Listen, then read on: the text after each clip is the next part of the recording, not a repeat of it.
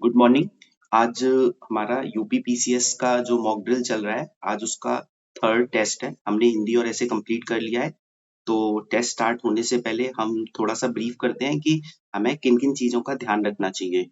तो सबसे पहले तो एक कॉमन जो 15 पॉइंट स्ट्रेटजी मैंने आपको बताई थी, वो सबको याद है?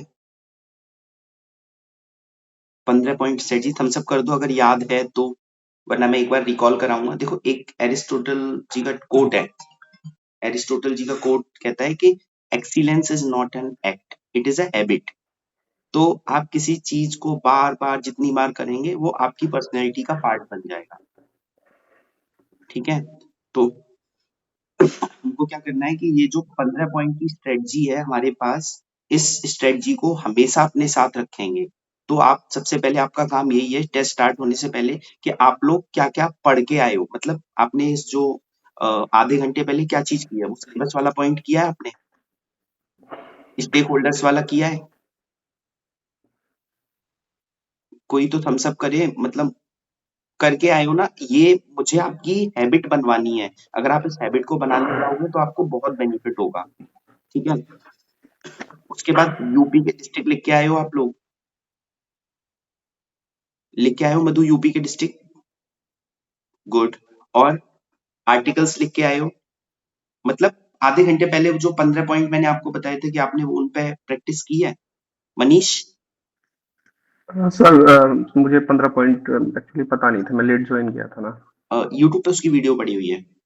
ठीक है? तो अच्छा। उसमें क्या है कि हमें किसी भी पेपर को स्टार्ट होने से पहले पूरा सिलेबस रीड करना है।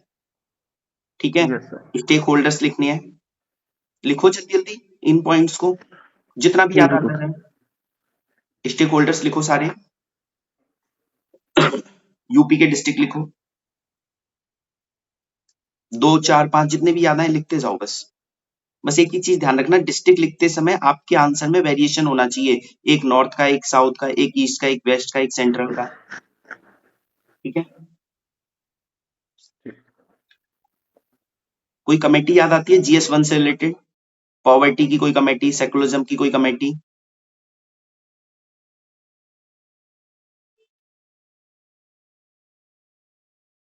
कोई एनजीओ जो सेकुलरिज्म पे काम करता हो या रीजनलिज्म पे काम करता हो, लैंग्वेज पे काम करता हो? एटलीस्ट ठीक है ना, क्लियर हो रहा है? ये 15 पॉइंट मैं चाहता हूं कि आप चारों दिन हर पेपर से पहले एक बार प्रैक्टिस करो। फिर इस टॉपिक, इस GS1 GS2 स्पेसिफिक चलेंगे कि उसमें और क्या करना होता है। ठीक है? उसके बाद कोई स्टैट्यूटरी बॉडी या एक्ट दिमाग में आता है GS1 से रिलेटेड? जैसे आर्कियोलॉजिकल मॉन्यूमेंट्स एक्ट है हमारा, अगर आर्ट एंड कल्चर से कोई क्वेश्चन आता है तो। ठीक है? एथिकल एंगल लिखना है हमको हर आंसर में। हर आंसर में यूपी स्पेसिफिक एक ना एक एग्जाम्पल जरूर लिखेंगे, अगर कहीं याद आ रहा है तो।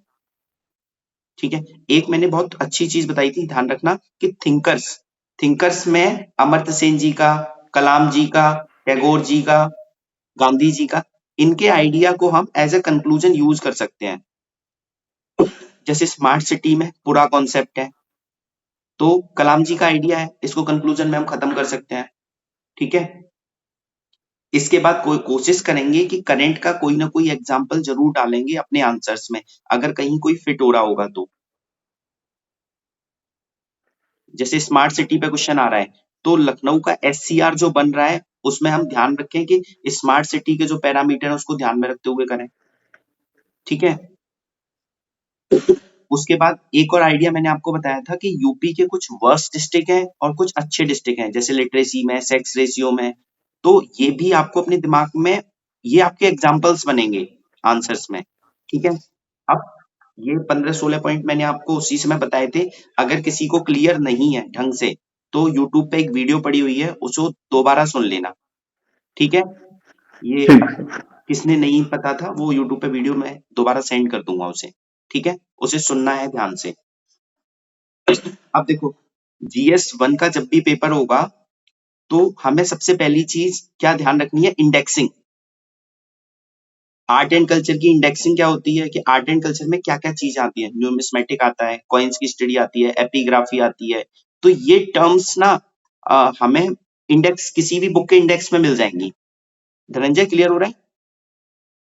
अपन ने जब क्लासें की थी तब सबकी इंडेक्सिंग की थी, तो एक चीज ध्यान रखनी है, सॉरी, कि आपको आर्ट एंड कल्चर की इंडेक्सिंग पढ़ के आनी है टेस्ट से पहले। मतलब जब आप मेन एग्जाम दोगे तो इंडेक्सिंग पूरी पढ़ोगे। जिसके पास इंडेक्सिंग नहीं है वो क्या करे कि जो नितिन सिंघानिया की बुक है वहां से इंडेक्सिंग एक बार कर ले, और फिर भी ना हो तो मुझे बताना, फिर मैं किसी एक दिन इंडेक्सिंग आर्ट एंड कल्चर की, ऐसी मिडिवल हिस्ट्री की, ऐसे ही मॉडर्न हिस्ट्री की। मॉडर्न हिस्ट्री का मैंने आपको कहा बताया था कि जो स्पेक्ट्रम की बुक है, स्पेक्ट्रम की बुक के स्टार्टिंग के 3-4 जो इंडेक्सिंग दी हुई है वो पढ़ के आनी है। कौन कौन पढ़ के आया है इसे? कोई पढ़ के आया है उस इंडेक्सिंग को? धनंजय गुड। मधु नहीं पढ़ा? यही पता है, मैं कुछ चीजें समझा रहा हूँ, हम ना कंटेंट तैयार करने में लग जाते हैं, टॉपिक टॉपिक पढ़ने लगते हैं, बट इससे हमारा आंसर ना नैरो हो जाता है। जब हम इंडेक्सिंग पढ़ के आते हैं ना थोड़ी देर पहले, तो हमारे दिमाग में वो सारे ब्रॉडर पॉइंट घूम रहे होते हैं, तो पॉइंट जनरेशन में प्रॉब्लम नहीं होती। तो क्या सीख रहे हैं हम? क्या मैं पेपर से जस्ट पहले इंडेक्सिंग जरूर एक बार रीड करनी है, उसको हैंडी करके रख लो। ठीक है, अगर मेरे पास वीडियो होगी जिस वीडियो में मैंने आपको इंडेक्सिंग कराई है, तो मैं आपको वीडियो दोबारा सेंड कर दूंगा। ठीक है, क्लियर? किसी को कोई प्रॉब्लम इसमें? अनुज पढ़ के आयो इंडेक्सिंग? नहीं? हाँ अनुज, अच्छा लाइब्रेरी, बैठे रहो बैठे रहो बैठे रहो। ठीक है, अखिलेश पढ़ के आयो इंडेक्सिंग? नहीं? ठीक है, आगे ध्यान रखेंगे। अब इसके बाद अगला चलते हैं, जैसे आर्ट एंड कल्चर में ना एक कंक्लूजन रट लो, जैसे विकास भी विरासत भी, या विरासत से विकास। और हम कंक्लूजन से पहले इंट्रोडक्शन पे आ जाते हैं, फिर कंक्लूजन पे चलेंगे। जैसे मैंने आपको बताया GS1 में आर्ट एंड कल्चर या हिस्ट्री पे हमारा कोई भी क्वेश्चन आएगा तो हमें टाइम पीरियड के बेसिस पे इंट्रोडक्शन लिखना है। ये ध्यान रखना, ज्यादा दिमाग ही नहीं लगाना। अगर टाइम पीरियड नहीं याद है तो इंडेक्सिंग जब करोगे तो टाइम पीरियड वहां पे लिख लोगे। जितेंद्र क्लियर हो रहा है? ठीक है, फिर आगे सोसाइटी पे। देखो सोसाइटी पे मैंने आपको एक पेज बनवाया था स्टार्टिंग में, जिस जिसके पास पेज नहीं है मुझे एक मैसेज कर देना, मैं वो पेज सेंड कर दूंगा। ठीक है, एक पेज बनवाया था, याद है कि परसेंटेज सेक्स रेशियो कितना है, लिटरेसी रेट कितनी है यूपी में, इंडिया में, स्टेक होल्डर्स वाला। ठीक है, ट्रांसजेंडर का, दिव्यांग का। तो वो परसेंटेज या डेटा के बेसिस पे आप सोसाइटी का शुरू कर सकते हो। या मैंने आपको किसी वल्नरेबल सेक्शन पे क्वेश्चन आता है तो मैंने आपको एक लाइन लिखाई थी, vulnerable section are socially suppressive, politically passive, economically exploited. याद आ रहा है? ये बहुत अच्छी लाइन है, उसका नाम लिखो और इंट्रोडक्शन, इसी का कंक्लूजन इसका फॉरवर्ड करके बन जाता है। तो इंट्रोडक्शन हमें आर्ट एंड कल्चर में टाइम पीरियड वाला करना है, हिस्ट्री में टाइम पीरियड वाला करना है, वल्नरेबल सेक्शन में डेटा फैक्ट से करना है, या कुछ ऐसे कंक्लूजन जो इंट्रोडक्शन मैंने आपको बताया है वो यूज कर लेना। इसके बाद ज्योग्राफी में देखो एक चीज ध्यान रखना, ज्योग्राफी में भी एक बार इंडेक्सिंग कर लेना। इंडेक्सिंग का मतलब ज्योग्राफी की जो बेसिक टर्म्स होती हैं। ठीक है, अब उसका फायदा क्या होता है कि ज्योग्राफी का ना इंट्रोडक्शन बनाने में हेल्प हो जाती है। जैसे कई बार इंट्रोडक्शन हम ज्योग्राफी का बनाते हैं तो बड़े बड़े बल्कि वर्ड्स लिखने होते हैं कि जियोफिजिकल फिनोमेना है ये, या इस लैंडस्केप को चेंज करेगा, इकोसिस्टम को बदलाव करेगा। क्लियर हो रहा है क्लियर? तो हमको क्या करना है, उसकी ना ब्रॉडर हेडिंग पढ़ लेनी है ज्योग्राफी की, तो इंट्रोडक्शन बनाने में बहुत हेल्प हो जाती है। क्लियर? अनिल क्लियर हो रहा है? ठीक है, तो ज्योग्राफी हो गया, हिस्ट्री हो गया, और हमारा सोसाइटी हो गया। अब आगे हम कुछ टर्म्स आती हैं, जैसे सोशलिज्म है, सेकुलरिज्म है, रीजनलिज्म है। तो कोशिश करो इसको डिफाइन करो। ठीक है ना, इन टर्म्स को डिफाइन करके इंट्रोडक्शन लिखो। बाकी क्वेश्चन की डिमांड के अकॉर्डिंग चलना है, बट अगर लगे कि आपको स्ट्रेट फॉरवर्ड क्वेश्चन है, डेफिनेशन से काम चल रहा है, तो डेफिनेशन से ही करेंगे। कई बार हम क्या करते हैं कि बड़ी बड़ी बात लिख देते हैं और पूरे क्वेश्चन में उस कॉन्सेप्ट का मतलब ही नहीं बताया हमने। ये एक चीज ध्यान रखेंगे। ठीक है, आप जब टॉपर्स की कॉपी रीड करेंगे तो शायद ये चीज फील करेंगे कि वो बेसिक चीजों से कभी दूर नहीं हटते। क्लियर? इसके बाद आर्टिकल लिख लेते हैं, इसका सॉरी बॉडी पे आ जाते हैं। देखो बहुत सारे लोग ना एक गलती कर रहे हैं कि नंबरिंग नहीं कर रहे हैं आंसर राइटिंग करते समय। कोशिश करो कि नंबरिंग करो, 1 2 3 4 नंबरिंग करो। जो एरो एरो बना बना के लिख रहे हैं ना, ठीक है वो रिवार्ड है, बट नंबरिंग करोगे तो ज्यादा रिवार्ड मिलता है। क्योंकि साइकोलॉजिकल इम्पैक्ट पड़ता है नंबरिंग का। क्लियर? इसके बाद कंक्लूजन पे आ गए। देखो कंक्लूजन में एक चीज समझो कि ना मैं आपको 2-3 चीजें बता रहा हूँ। एक तो कंक्लूजन हम किसी थिंकर के आइडिया से लिख सकते हैं, ठीक है ना? दूसरा हमें क्या करना है, कुछ कीवर्ड्स होते हैं कंक्लूजन लिखने के। अगर आपके पास है तो अच्छा है, नहीं है तो भूल जाना इस कंक्लूजन को, ठीक है? अब हम कीवर्ड्स कौन से यूज कर सकते हैं? Whole of the nation approach, whole of the society approach, ठीक है? और हम कौन सा यूज कर सकते हैं? आत्मनिर्भर, अमृतकाल, अमृत पीढ़ी, विश्व मंगलम, विश्व गुरु, ठीक है?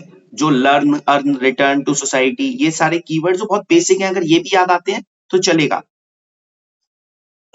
इसके बाद कंक्लूजन लिखने के 1-2 तरीके और हैं। जैसे सेकुलरिज्म पे क्वेश्चन आया तो आपको पता है ना, मैं संस्कृत का सर्वधर्म सद्भाव लिख दूंगा, ज्यादा दिमाग नहीं लगाना, सिंपल लिख के चले आना है, ठीक है? या कल्चर पे कोई क्वेश्चन आया तो 3C का कॉन्सेप्ट बना दिया, जो मैंने आपको बताया था 3C। सिंपल कंक्लूजन लिखने हैं, बट इन 20 में से 1-2 कंक्लूजन ऐसे लिख देंगे, 3C, 3F, 3P। क्लियर हो रहा है? किसी कोई डाउट हो तो एक बार रुक के पूछ लेना, बट समझो कि 20 क्वेश्चन में से 1-2 कंक्लूजन ऐसे लिख देंगे, एक संस्कृत का लिख देंगे, ठीक है ना? कुछ सिंपल कंक्लूजन लिख देंगे, कुछ जो मोदी जी बोलते रहते हैं इतने सारे word, whole of the nation, whole of the society, वो लिख देंगे, ठीक है? क्लियर हो रहा है? एक निमोनिक्स, 1 या 2 कंक्लूजन ऐसे लिखेंगे निमोनिक्स बेस्ड। निमोनिक बेस्ड मतलब जैसे वुमेन पे कोई क्वेश्चन आता है तो केयर का लिख देंगे, केयर की फुल फॉर्म बना के कोशिश करेंगे, आज के टेस्ट में कोशिश करेंगे एक निमोनिक्स बेस्ड कंक्लूजन लिखेंगे। 20 में से 20 के नहीं लिखने, किसी एक में लिखेंगे। जैसे अगर स्मार्ट विलेज पे क्वेश्चन आता है तो गांव की फुल फॉर्म बना देंगे, ठीक है? बट एटलीस्ट 1 या 2 में ही लिखना है, सब में नहीं लिखना। इंपॉर्टेंट है, याद रखेंगे, ठीक है? और जैसे आपका रिफ्यूजी पे क्वेश्चन आता है तो शरण, शरण की फुल फॉर्म बना देंगे, बट 1 या 2 में ट्राई करना है, ठीक है? और ये जो निमोनिक्स बनाते हैं ना, उसके लिए सबसे बेस्ट तरीका क्या है कि इंग्लिश वाले हिंदी वाले वर्ड को ढूंढें कि इसको हिंदी में क्या बोलते हैं, ठीक है? क्लियर?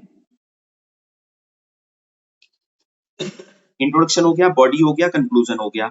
अच्छा, बॉडी में एक और चीज ध्यान रखो कि क्लासिफिकेशन अप्रोच से आंसर्स को डील करने की कोशिश करना। क्लासिफिकेशन अप्रोच क्या होता है, ये ना इंटरव्यू स्टेज पे भी बहुत रिवार्ड करता है। जैसे आपसे कुछ पूछा गया हेल्थ में, तो प्राइमरी, सेकेंडरी, टर्जरी, वर्ल्ड हिस्ट्री का पूरा पूछा गया तो इनिशियल फेज में क्या हुआ, सेकेंडरी फेज में क्या हुआ, टर्जरी फेज में क्या हुआ। तो कुछ आप खुद से बना सकते हो, कुछ ऑलरेडी दिए हुए होते हैं क्लासिफिकेशन अप्रोच, जो स्टैंडर्ड होते हैं, जो आप कॉपी किताबों में पढ़ते रहते हैं, ठीक है? कोशिश करेंगे अनु जैसे। क्लियर? इसके बाद देखो एक मेन चीज ध्यान रखना, जितने भी टॉपिक आते हैं ना हमारे एग्जाम में, उनके ना कोर कॉन्सेप्ट होते हैं। जैसे कि सेकुलरिज्म पे क्वेश्चन आया तो इंडिया का कोर कॉन्सेप्ट क्या है? Principal distance. क्लियर हो रहा है? ठीक है? जैसे रिफ्यूजी पे क्वेश्चन आया तो उसका कोर कॉन्सेप्ट क्या है? रिफाउलमेंट। तो हमें क्या करना है कि जब हमारे सामने कोई क्वेश्चन पूछा गया है तो उसके कोर कॉन्सेप्ट या कोर आइडियाज या कोर वर्ड्स जो हमने पढ़े हैं उनको अपने आंसर्स में जरूर लेके आना है, ठीक है? ये हो सकता है किसी को नहीं समझ में आ रहा हो, बट ये समझो कि हम जब भी कोई टॉपिक पढ़ते हैं तो इनिशियली हमें टॉपिक समझाने के लिए कुछ बातें बताई जाती हैं, तो उन बातों को जरूर लिखना होता है, क्योंकि इससे क्या होता है, कभी भी हम बेसिक से दूर नहीं भागते अपने टॉपिक से।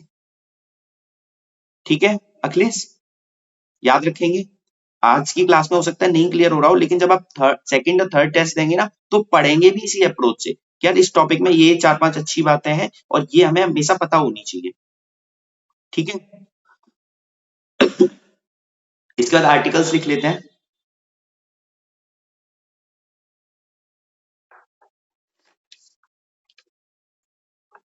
आर्टिकल्स लिखो, वो वाले आर्ट एंड कल्चर वाले आर्टिकल लिख लो। 49 और 51A क्लॉज, कौन बताएगा? एच,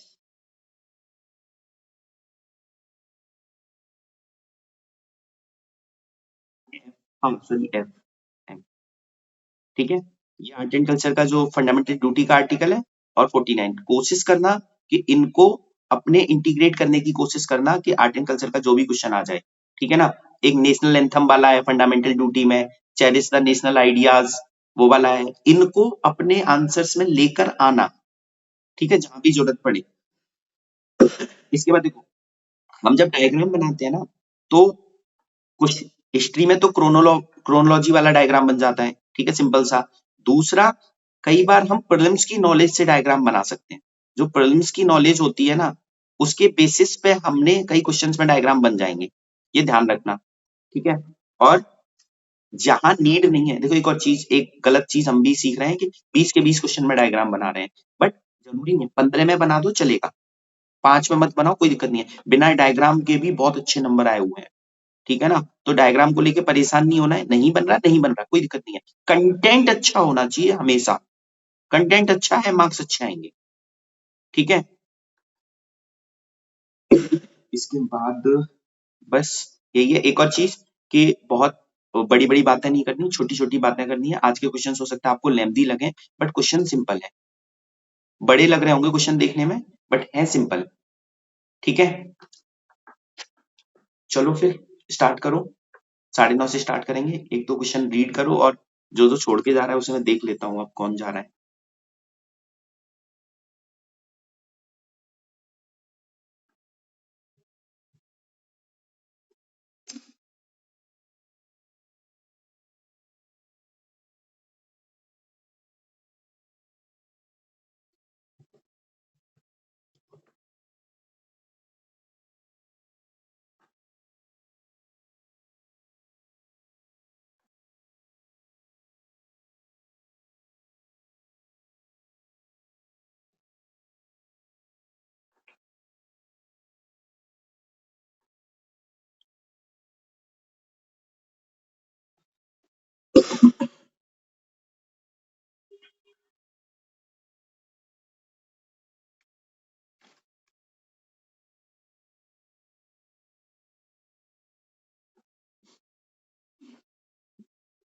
अच्छा एक चीज बताना, इतनी सारी चीजें मैंने जो बताई हैं, ये इसमें से करके कौन आया था पहले? ये सारी चीजें मतलब 1 घंटा पहले इन चीजों पर काम किया था आप लोगों ने? सत्येंद्र ने किया था, और किसी ने? नीतीश? अखिलेश क्या बात है, मन नहीं कर रहा पेपर देने का?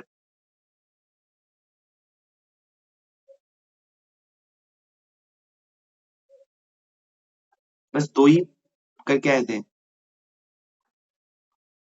सोया नहीं हूँ वो, ये तो बहुत बड़ी गलती है, बहुत बड़ी। ध्यान रखना, ये अगर कोई गलती कर रहा है ना कि एक पेपर अच्छा दे के बाकी के 5 पेपर कॉम्प्रोमाइज कर रहा है, वो अटेम्प्ट खराब कर देगा, ठीक है ना। कोई बात नहीं, नींद नहीं आई चलेगा, बट पढ़ना नहीं है। दिमाग मतलब कई बार क्या होता है कि नींद नहीं आती तो पढ़ रहे होते हैं, ना तो दिमाग में जा रहा होता और दिमाग भी एक्टिव रहता है।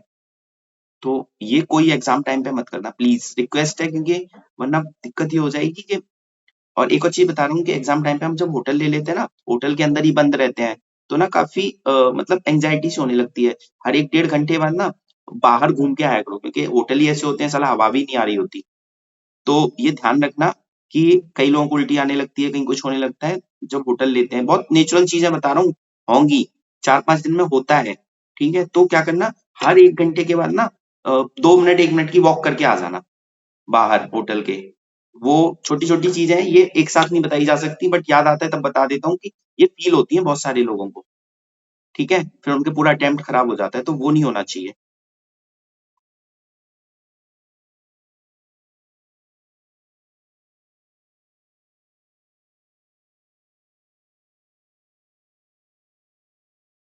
दीपक होता है ऐसा? हम्म।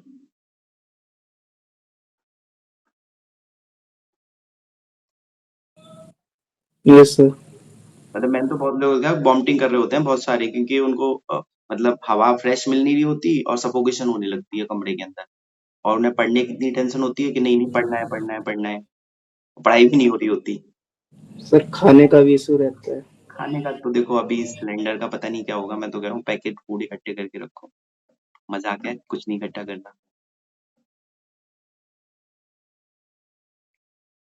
चलो फिर लिखना स्टार्ट करो, ठीक है।